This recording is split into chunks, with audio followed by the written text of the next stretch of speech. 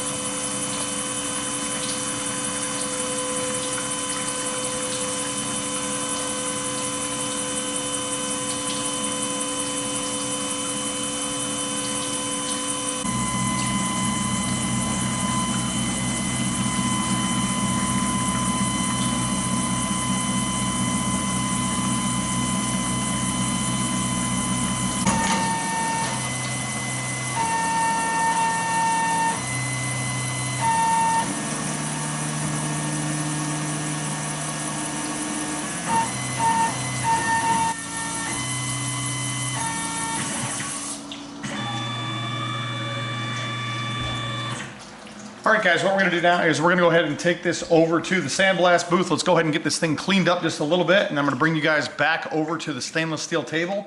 Let's take a look and see exactly what we finished here. All right, guys, well, what we did was we ran it real quick through the Sandblast booth, went ahead and stripped off all those little burrs that were left on there and cleaned up the swirl marks and all those tool markings that you get from the CNC machine. And overall, I have to say, I'm really pleased with the way it came out. So we're gonna be able to see some nice barrel on the top, some nice barrel on the side. We've got some nice decorative cutting around where the ejection is, just a real nice clean cut there, just comes out just a little bit better than your factory image. So I always like doing this instead of just kind of shaving the side. When you shave the side, it's kind of plain. So I always try to add that little bit of extra tool work around there just to be a little more creative and a little more fancy.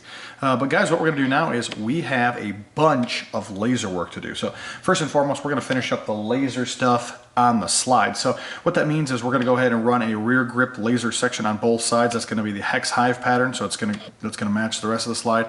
And then on the top, we're going to be running a intricate design that's going to be kind of 3D effect, where we're actually going to be removing some material, and then on the very bottom, we're actually going to be leaving the material around where it's going to be a hive. So it's almost going to look like the hive pattern is coming up from the bottom. It's real cool. I've done it on some of the other designs, and it comes out very attractive in the end. So guys, let's get you over to the laser. We'll go ahead and do that. And once we're done with the slide, we're gonna jump right in to working on the frame. Then we're gonna get the barrel work done. Then we're gonna get some color on it. We're gonna bring it back as a final product.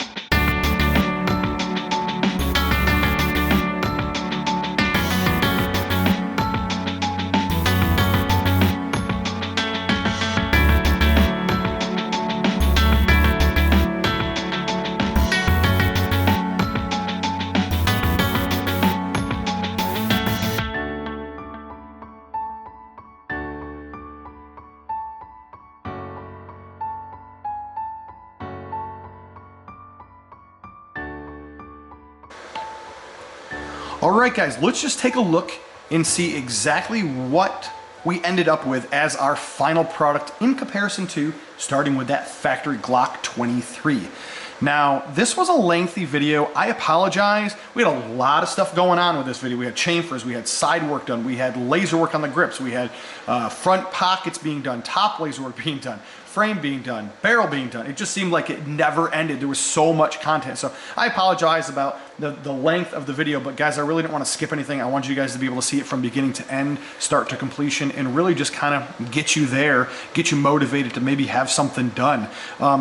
You know, and I'm going to be honest with you guys, this is something that like belongs in the family of my Glocks. I have a lot of high dollar Glocks, stuff that have a lot of lace work. They've got a lot of fancy stuff done to them. You know, and this really fits in with the stuff that I have. I think you're probably gonna end up seeing one of these in my collection. We probably won't do a build video on it, but you'll probably catch it when sometimes I do a comparison video, or sometimes at the end of a video, you'll probably catch mine in there, because pretty sure we're probably gonna pull one of these off. Maybe a different model. We may end up doing a 17 or something like that, but we're definitely gonna end up having one in the collection. I love it that much. Also, this is the burnt bronze. Seem to be getting a lot of requests for the burnt bronze lately. It's super durable and really cool overall. I really like it. It's not just like a flat color. It's not like what you would see with like an FDE or something like that. It's just, it gives it a little bit more to it. And you know, it's one of those Bacon finishes from Cerakote, so it's super durable.